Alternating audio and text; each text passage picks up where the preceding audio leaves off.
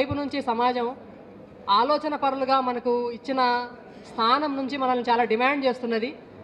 ఇది ఒక చిన్న ఎక్స్ప్రెషన్ మాత్రమే. మనోహర్ గారి మాటలు ఒక చిన్న ఎక్స్ప్రెషన్ మాత్రమే. సమాజంలో రచయితలుగా, బుద్ధిజీవులుగా ఒక స్థానం ఇచ్చిన ప్రజలకు రచయితలుగా మనము ఎట్లా జవాబుదారీగా నిలబడతాము అనే విషయాన్ని మాట్లాడుకుంటున్న సందర్భంలోనే ఆయన వచ్చి ఇక్కడ మాట్లాడారు, మన బాధ్యతని గుర్తు చేశారు. సంక్షోభ కాలంలో సాహిత్యం, సాయిబాబా సందర్భం అనే అంశాన్ని కేంద్రంగా తీసుకొని ఈ 2 రోజుల సాహిత్య పాఠశాలని మనం నిర్వహించుకుంటున్నాం. అందులో భాగంగా తెలుగు సాహిత్యంలో వెలుగు నీడలు అనే అంశాన్ని ఇప్పుడు మాట్లాడుకోబోతున్నాం. సంక్షోభ కాలం గురించి మనం కనీసం ఒక 10 ఏళ్లుగా మాట్లాడుకుంటున్నాం. పోయిన సంవత్సరమే విరసం మహాసభల్లో ఫాసిస్టు సందర్భం గురించి కూడా మాట్లాడుకున్నాం. ఇప్పుడు సాయిబాబా సందర్భం అంటున్నాం. ఫాసిస్టు సందర్భమే ఇప్పుడు సాయిబాబా సందర్భం అంటున్నాం. ఏమిటి సాయిబాబా సందర్భం? కామ్రేడ్ సాయిబాబా ఎట్లా ఒక సందర్భం అయ్యాడు? మనం ఆలోచించడానికి, మనం ఆచరణలోకి దిగడానికి, ఫాసిజాన్ని ఎదుర్కోవడానికి ఆయన ఎట్లా సందర్భం అయ్యాడు? ఆ సందర్భం నుంచి రచయితలు ఏం నేర్చుకోవాలి? ఈ విషయాల గురించి లోతుగా చర్చించడానికే ఈ మొత్తం 2 రోజుల సాహిత్య పాఠశాల ఉద్దేశించాము. దీన్ని ఎట్లా సాయిబాబా సందర్భం అవుతాడు అని అన్నప్పుడు, ఇందాక ఒక ఇన్సిడెంట్ గురించి రామ్కి చెప్పాడు. తిరుపతిలో ఒక పుస్తకం మీద దాడి జరిగింది, పెరియార్ పుస్తకాలు అమ్ముతున్న వాళ్ళ మీద దాడి జరిగింది అనే విషయం. పుస్తకాల మీద, రచయితల మీద, ఆలోచనల మీద దాడి చేయడం, దౌర్జన్యం చేయడం అనే సందర్భాలు పెరిగిపోతున్నాయి. వరుసగా అట్లాంటి సంఘటనలు జరుగుతున్నాయి. ఫాసిజం జ్ఞానానికి వ్యతిరేకం, ఆలోచనకు, చర్చకు వ్యతిరేకము. ప్రజలు ఎక్కడ ఆలోచిస్తారు, ఎక్కడ సెన్సిటైజ్ అవుతారు అనే విషయం గురించి వాళ్ళు నిరంతరం ఉలికి పడుతూ ఉంటారు. అందుకని పెరియార్ అంటే భయం. ఇంకొక రచయిత ఉన్న స్థితిని, ఉన్న సమాజాన్ని ధిక్కరించిన ఏ రచయితలైనా వాళ్ళకు భయం.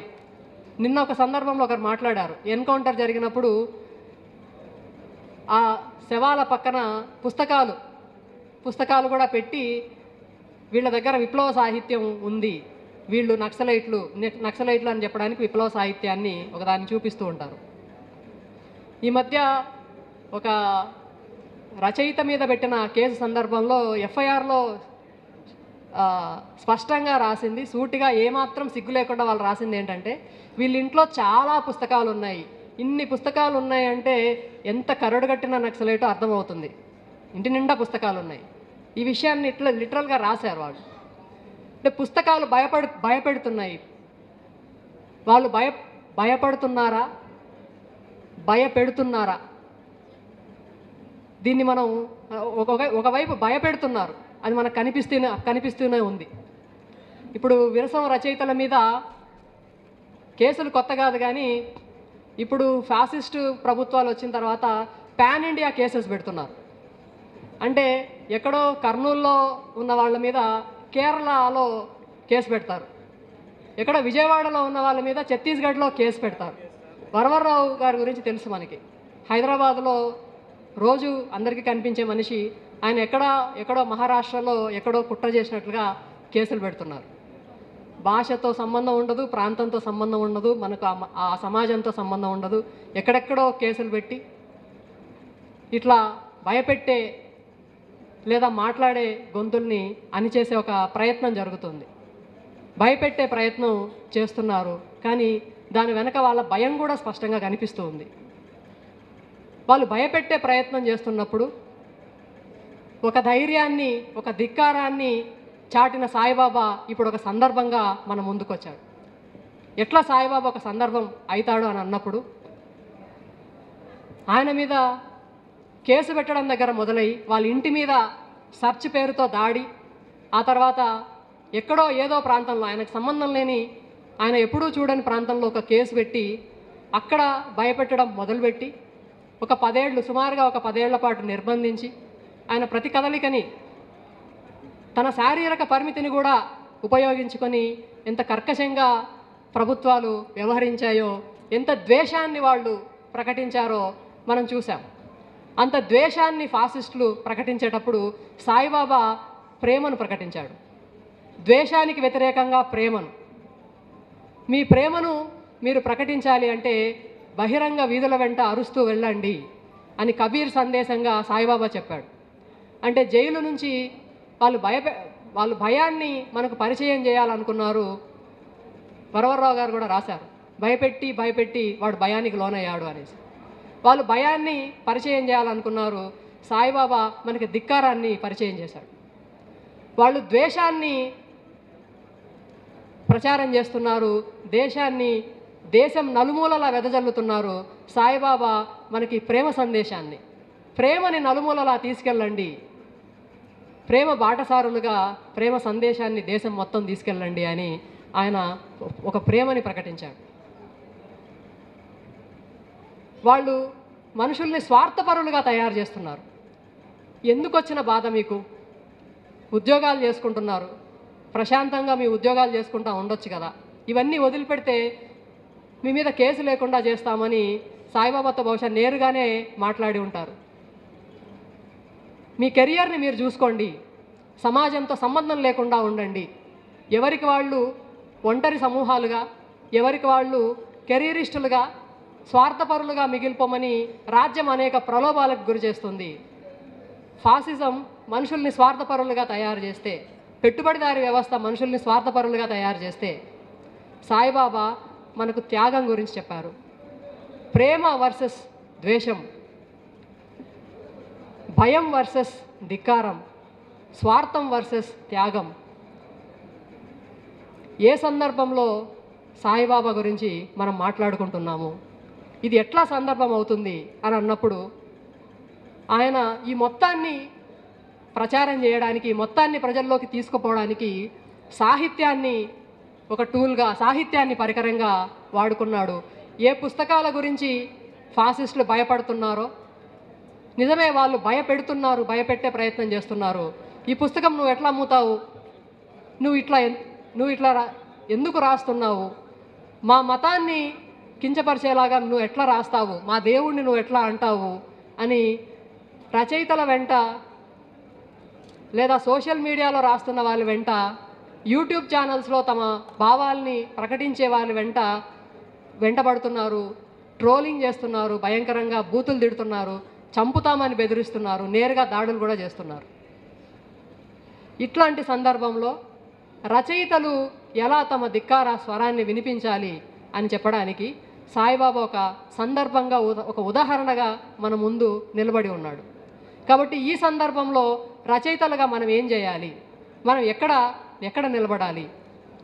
ఇప్పుడు ఈ ఫాసిస్ట్ సందర్భంలో, అంటే రాజ్యం ఇంత ప్రమాదకరంగా ఉంది కాబట్టి, రోజులు బాగలేవు కాబట్టి, మనకు ఇబ్బంది కలిగే పరిస్థితి ఉంది కాబట్టి కొద్ది రోజులు సైలెంట్గా ఉందామా అనిపించేలాగా కూడా చేస్తారు వాళ్ళు. చాలామంది చెప్తుంటారు కూడా, ఇప్పుడు ఈ విషయాలు రాయడం ఇప్పుడు అవసరమా, ఇది మాట్లాడడం మీరు అవసరమా, మీకు అవసరమా ఇది ఇప్పుడు మాట్లాడటము?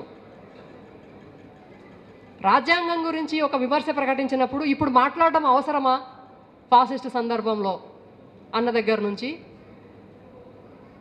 మనము విద్యార్థులు ఎవరైనా, యువకులు ఎవరైనా రచయితలుగా ఒక గాఢమైన ఎక్స్ప్రెషన్ తోటి, ఒక ధిక్కార వ్యక్తీకరణతోటి ముందుకొస్తే కొంచెం వాళ్ళని కంట్రోల్ చేసే ప్రయత్నం చేస్తుంటారు. విరసం సభలకు పోతే చాలా ప్రమాదము, ఇప్పుడున్న పరిస్థితుల్లో కేసులు పెడతారేమో. మొన్న కడపలో ఒక మిత్రుడిని ఇట్లా విరసం సభలు ఉన్నాయి రండి అని చెప్తే, ఏం పర్వాలేదు కదా, అక్కడికి వస్తే ఏమన్నా కేసులు అవుతాయా అని అడిగాడు ఆయన. ఇట్లా ఒక భయాన్ని ప్రచారం చేస్తున్నారు. సాయిబాబా కొంత ఆయన మౌన సంస్కృతి మీద ఒక కవిత రాశాడు. కొంత మౌనం నిర్దేశించబడుతుంది, కొంత మౌనం స్వయంగా మనకే ఆపాదించుకుంటామని. వాడు కొంత భయపెడతాడు, కానీ మనం ఎక్కువ భయపడేదే ఉంటుంది. మనకు మనం ఎక్కువగా మౌనం వహించే సందర్భాలే ఉంటాయి. వాడు నోరు మూస్తాడు, ఒకరి నోరు మూస్తాడు, ఇద్దరు నోరు మూస్తారు. కానీ ఆ నోరు మూయడం చూసి 100 మంది నోరు మూసుకొని ఉంటారు. ఒక 1000 మంది మౌనంలోకి జారిపోతారు. అట్లా మౌనంలోకి తోసేసే ప్రయత్నం ఫాసిజం చేస్తుంది. సాహిత్యం ఏం చేయాలి?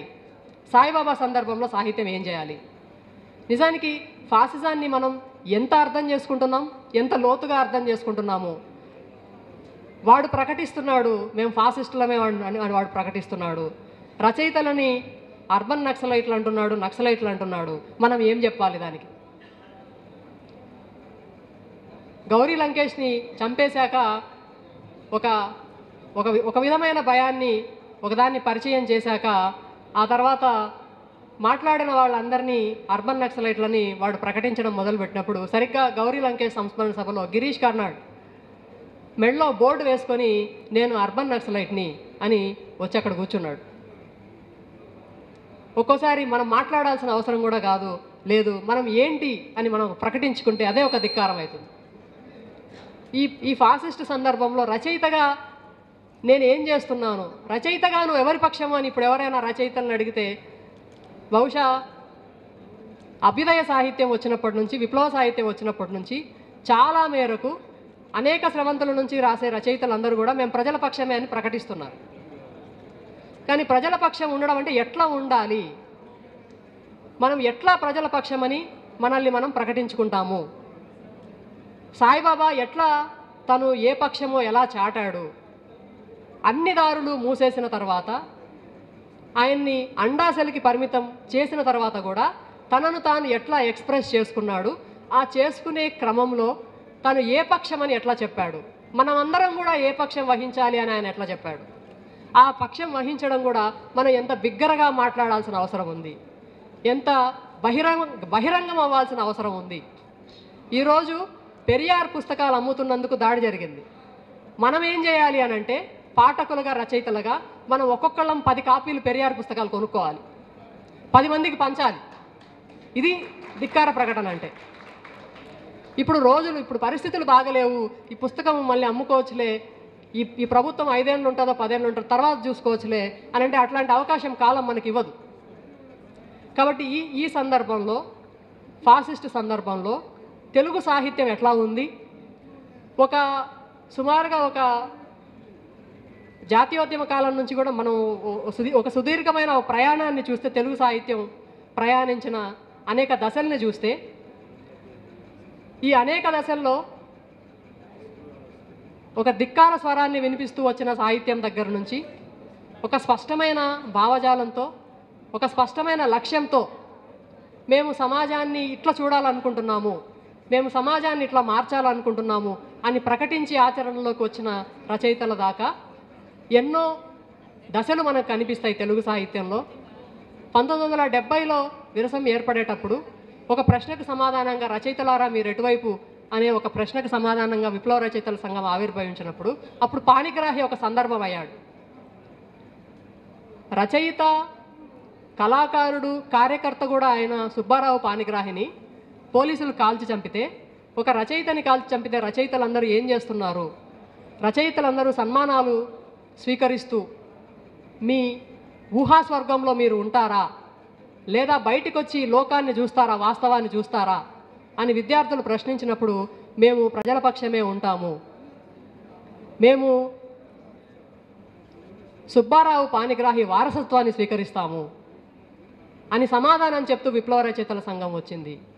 ఇప్పుడు అట్లా ఒక ప్రశ్నగా, సమాధానంగా, ఉదాహరణగా కూడా సాయిబాబా మన ముందు నిలబడి ఉన్నాడు. 1970లో వచ్చిన ప్రశ్నకి ఇప్పుడు 2025లో లేదా ఇటీవలి కాలంలో రచయితల ముందుకు వచ్చిన ప్రశ్నకి కొంత పోలిక ఉండొచ్చు, కానీ సందర్భంలో చాలా మార్పు, చాలా కొత్త సందర్భంలో కూడా మనం వచ్చాం. అప్పటికి ఇప్పటికీ కూడా చాలా కొత్త సందర్భంలో మనం వచ్చాము. పుస్తకాలు నిషేధించిన కాలం దగ్గర నుంచి రచయితల మీదకి మూకదాడులు జరిగే ఒక సందర్భంలో కూడా వచ్చాము. కాబట్టి ఇప్పుడు రచయితలు ఏ రకంగా తమ స్వరాన్ని వినిపించాల్సి ఉంటుంది, ఎట్లా తమను తాము ఎగ్జాంపుల్స్గా సమాజం ముందు నిలబెట్టుకోవాల్సి వస్తుంది. మీరు బుద్ధిజీవులు, మీరు రచయితలు, మీరు ఆలోచన పరులు, సమాజం మీకు ఇంత జ్ఞానం ఇచ్చింది కాబట్టి మీ నుంచి మేము ఇది ఆశిస్తున్నాము అని ఇందాక ఒక మిత్రుడు మాట్లాడాడు. ఇట్లా సమాజం మన నుంచి ఆశిస్తుంది, మనం ఏ సమాధానం చెప్తాము? ఇప్పుడు నిజానికి ఇప్పుడు ఒక క్రాస్ రోడ్స్లో సాహిత్య లోకం నిలబడి ఉంది. దీని ప్రయాణం ఎటు నడవాల్సిన అవసరం ఉంది. స్తబ్దత ఎట్లుంటుందో ఒక ఉదాహరణ చెప్తాను. 1991లో బాబ్రీ మసీద్ విధ్వంసం జరిగింది. చాలామంది రచయితలు స్పందించారు. న్యూస్ పేపర్ ఎడిటోరియల్స్ అన్నీ దాని మీద రాసినాయి. డెమోక్రసీ, సెక్యులరిజం చచ్చిపోయింది అని అన్నారు. ఒక 20 ఏళ్ల కాలంలో సుప్రీంకోర్టు తీర్పు వచ్చింది. బాబ్రీ మసీదు స్థలాన్ని హిందువులకు అప్పగించాలని ఆ తీర్పు చెప్పింది. ఆ రోజు ఎవ్వరూ మాట్లాడలేదు. విరసం జనరల్ బాడీ సమావేశం జరుగుతుంది, ఈ వార్త వచ్చింది. ఏమైనా మాట్లాడితే కోర్టు ధిక్కారం అవుతుందేమో అనే ఒక సంకోచం కలిగింది అందరు డెమోక్రాట్స్లోనూ. ఎవరు మాట్లాడలేదు. ఇది హిందుత్వ తీర్పు అని విరసం ఒక స్టేట్మెంట్ ఇచ్చింది.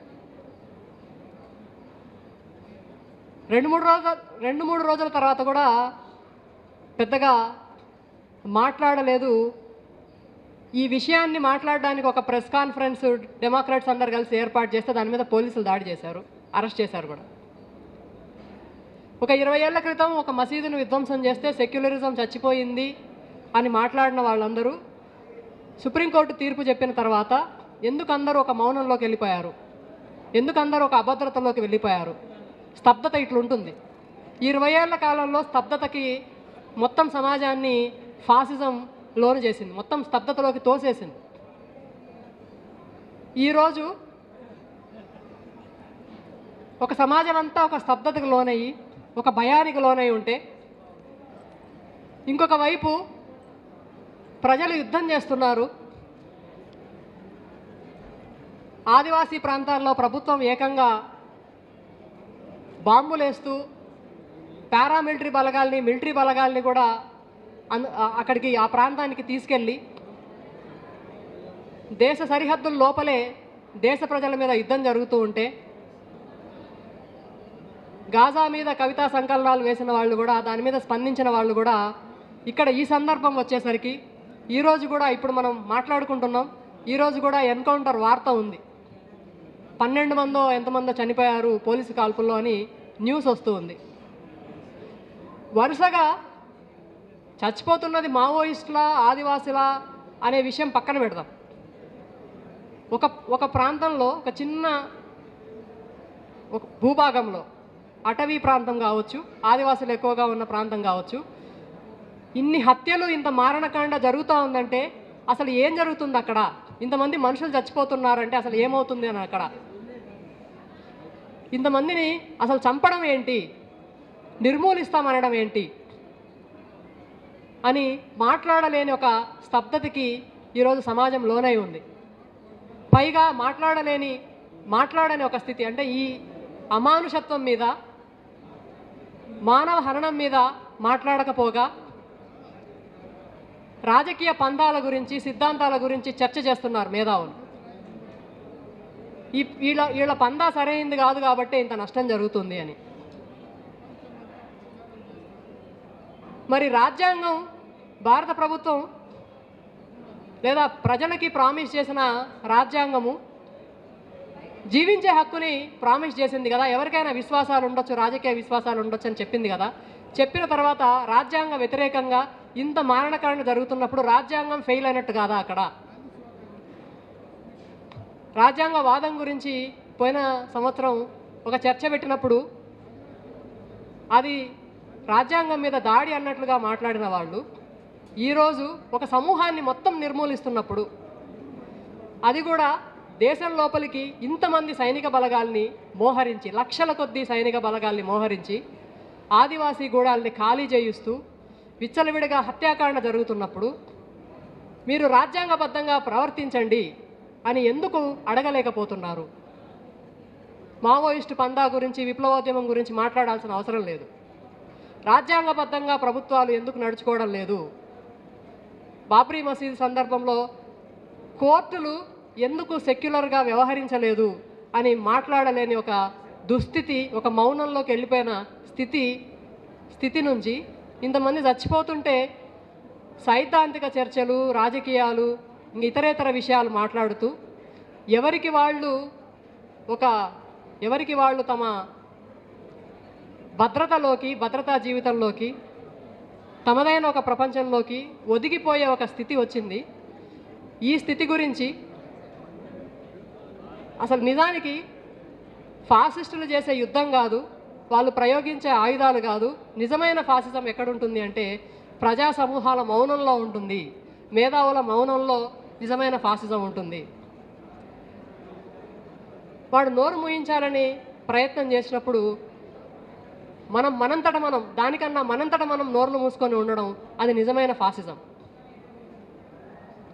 ఇప్పుడు రచయితలు ఏం మాట్లాడాల్సి ఉంది, ఏ చర్చ చేయవలసి ఉంది, ఇంత సంక్షోభంలో సమాజం ఉన్నది కదా, ఏ చర్చ చేయవలసి ఉన్నది అనే స్థితి వచ్చినప్పుడు, అనే ఒక సందర్భం డిమాండ్ చేస్తున్నప్పుడు రచయితలు ఎటువంటి చర్చలు చేస్తున్నారు?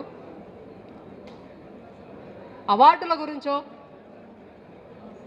మీకు మీరే మాకు మేమే, మీ తెలుగు మీదే మా తెలుగు మాదే, మాకు రావాల్సిన వాటాల సంగతి ఏంటి, ఎందుకు ఈ సమూహాలకి అవార్డులు రావడం లేదు అంటే స్టేట్ తనలో అసిమిలేట్ చేసుకునే ప్రయత్నం చేస్తుంటే, రాజ్యం బుద్ధిజీవులందరినీ తనలో కలుపుకునే ఒక ప్రయత్నం చేస్తుంటే అక్కడ మన స్థానం గురించి మనం మాట్లాడుతున్నామంటే ఖచ్చితంగా మనం ఫాసిస్టుల శిబిరంలోకి వెళ్ళిపోతున్నామని అర్థం. ఏ వైఖరి తీసుకుంటాము మనము అని అంటున్నప్పుడు, ఫాసిజం ఇంత పెచ్చరిల్లిపోతున్నప్పుడు, రచయితల మీద దాడులు జరుగుతున్నప్పుడు, మూకదాడులు జరుగుతున్నప్పుడు రచయితలు ఏం చేస్తున్నారు రాజ్యం పట్ల? దీని వెనక, ఈ మొత్తం జరుగుతున్న దాడుల వెనక అంటే బీఫ్ పేరుతో దాడి చేస్తారు, బీఫ్ తింటున్నారని దాడి చేస్తారు, పెరియార్ పుస్తకాలు అమ్ముతున్నారని దాడి చేస్తారు, ఇంకొక దాని మీద దాడి చేస్తున్నప్పుడు దీని వెనక ఏ రాజకీయాలు పనిచేస్తున్నాయి, దీని వెనక ఏమున్నది, దీని వెనక స్టేట్ ఉంది అని గుర్తించకుండా మళ్ళీ ఆ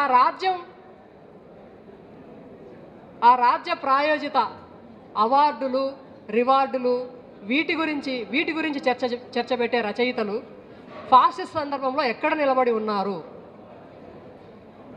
తెలుగు సాహిత్యం అనేక వెలుగులని ప్రసరించింది, చాలా ఖాళీలను పూరించుకుంటూ వచ్చింది. రెండో ప్రపంచ యుద్ధానికి నాయకత్వం వహించిన స్టాలిన్ ఒక మాట అంటాడు, రచయితలు మానవ హృదయ నిర్మాతలు అని. స్టాలిన్ అనగానే వేరే పిక్చర్ పెట్టుబడిదారులు ఆయన చాలా దుర్మార్గుడు, క్రూరుడు అనే ఒక పిక్చర్ని మన ముందు ఉంచారు కదా. ఆయన సాహిత్యం గురించి రచయితలు, సాహిత్యకారులు మానవ హృదయ నిర్మాతలు అని అన్నాడు. రచయితలు ఏం చేస్తారు అని అంటే ప్రజల్ని సెన్సిటైజ్ చేస్తారు,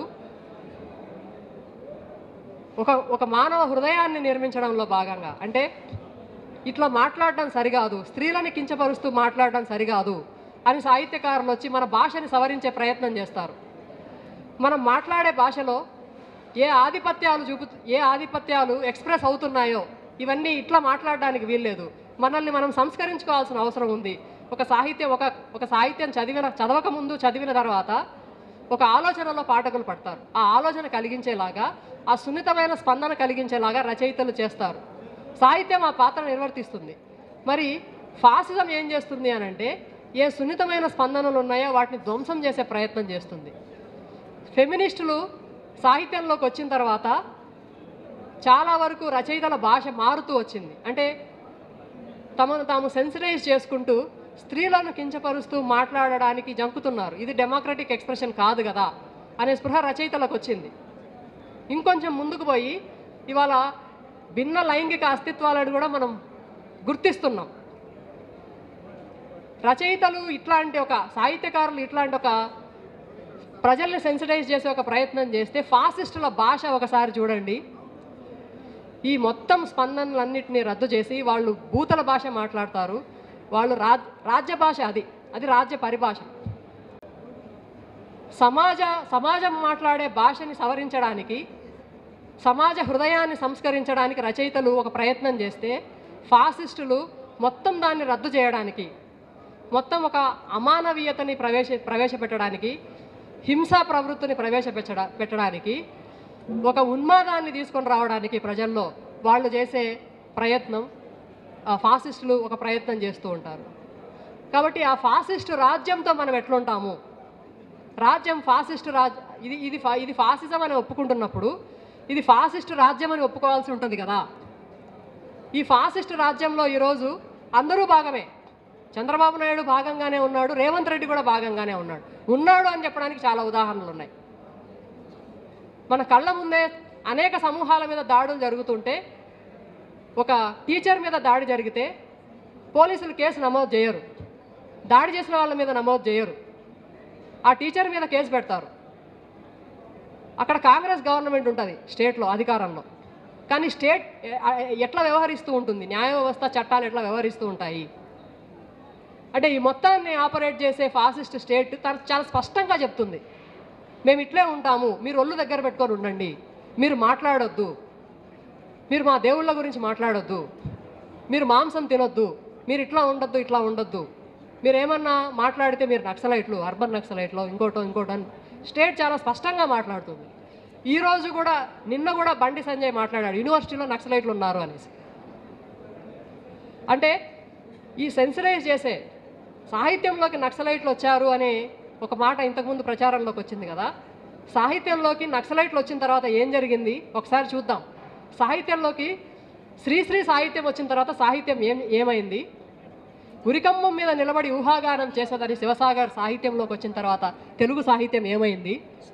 గద్దర్ సాహిత్యంలోకి వచ్చిన తర్వాత తెలుగు సమాజం ఏమైంది? తెలుగు సాహిత్యము కళలు ఏమైనాయి?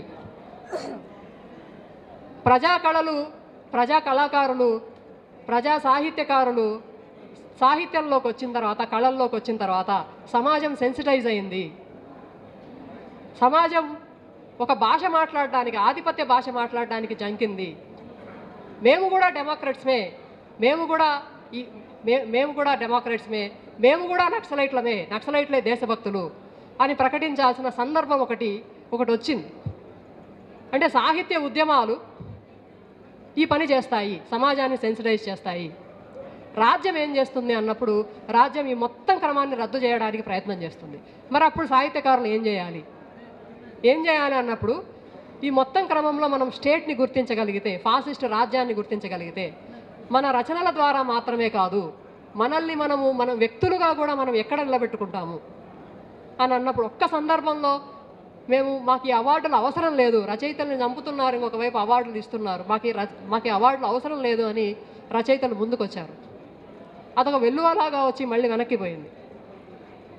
బహుశా ఎందుకు అట్లా జరిగి ఉండొచ్చు అని అంటే, ఈ ఫాసిస్టు ప్రభుత్వం, బీజేపీతో వచ్చిన ఈ ఫాసిజం, బీజేపీ అధికారంలో నుంచి వెళ్ళిపోతే లేదా ప్రభుత్వం మారితే బహుశా ఇది పోవచ్చు, కొంత వెసులుబాటు రావచ్చని ఎదురు చూస్తున్నారేమో. అందుకని ఎన్నికలు వచ్చిన సందర్భంలో రచయితలు మాట్లాడుతున్నారు, మన రాజకీయ కర్తవ్యం ఫాసిస్టులని అధికారంలోకి దించి లేదా బీజేపీని అధికారంలోకి దించి కాంగ్రెస్ని అధికారంలోకి తీసుకొని రావడం మన రాజకీయ కర్తవ్యం అని రచయితలు మాట్లాడారు.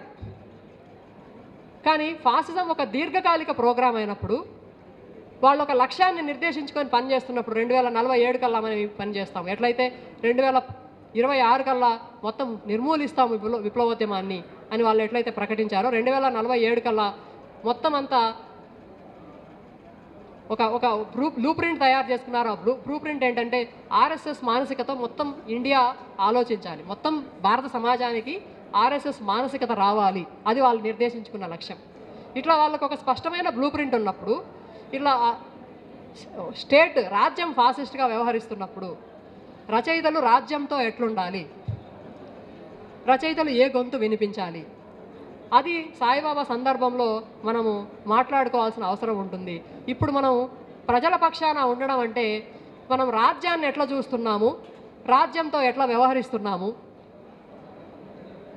నేను అభ్యుదయ సాహిత్యమే రాయొచ్చు కాక, నేను ప్రజల కోసమే రాయొచ్చు కాక, కానీ నాకు స్టేట్ పక్కన ఒక స్పేస్ కావాలి అని నేను కోరుకుంటే ఒకవేళ, లేదా నాకు అవార్డో ఇంకో గుర్తింపు, రాజ్యం ఇచ్చే గుర్తింపు రావాలని నేను కోరుకుంటే, అప్పుడు నేను ఫాసిస్ట్ స్టేట్లో భాగమైనట్టు అర్థము.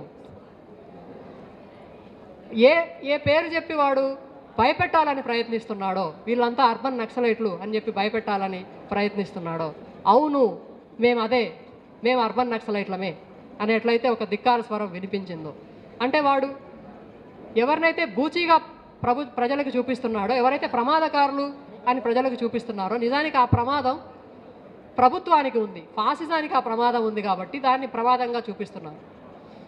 ఆ ధిక్కార స్వరాన్ని రచయితలు వినిపించాల్సిన అవసరం ఉంది.